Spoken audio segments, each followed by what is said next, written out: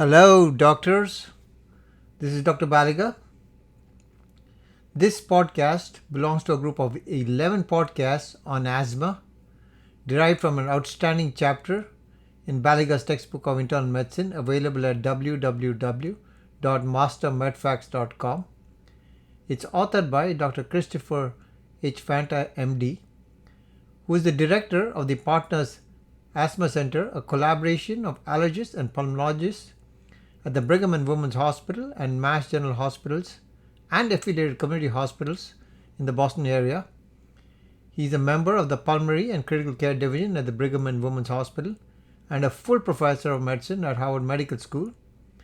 He is the co-author of the Harvard Medical School Guide to Take Control of Asthma, published by Simon & Schuster in 2004, and the Asthma Educator's Handbook, published by McGraw-Hill in 2007.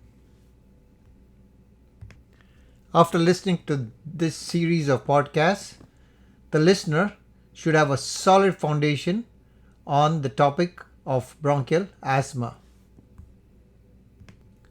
Multiple choice question. Persons with exercise-induced asthma: A. Find it easier to exercise when the air is cold and dry. B.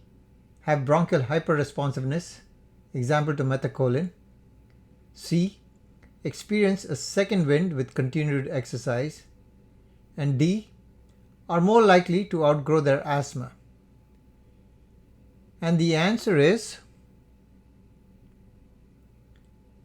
B.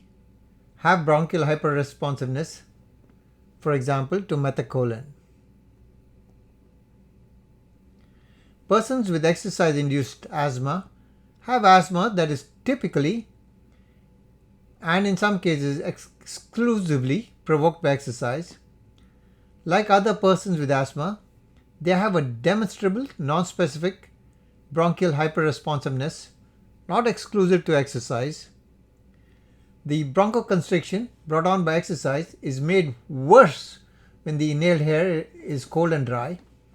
When a person with asthma develops exercise-induced bronchoconstriction, continued exercise does not reverse airflow obstruction and provide a second wind.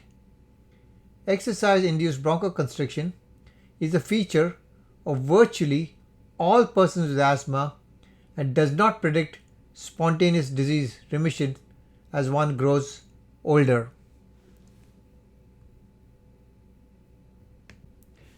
This podcast was derived from an outstanding chapter on asthma authored by Dr.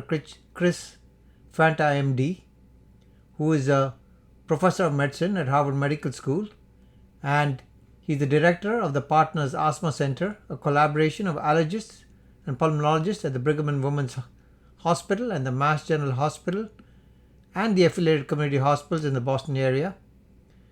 He's the co-author of the Harvard Medical School Guide in Taking Control of Asthma and the Asthma Educator's Handbook.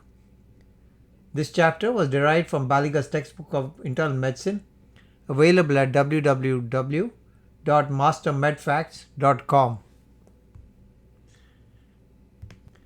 After listening to the 11 podcasts on this topic, the listener should have a solid foundation in asthma.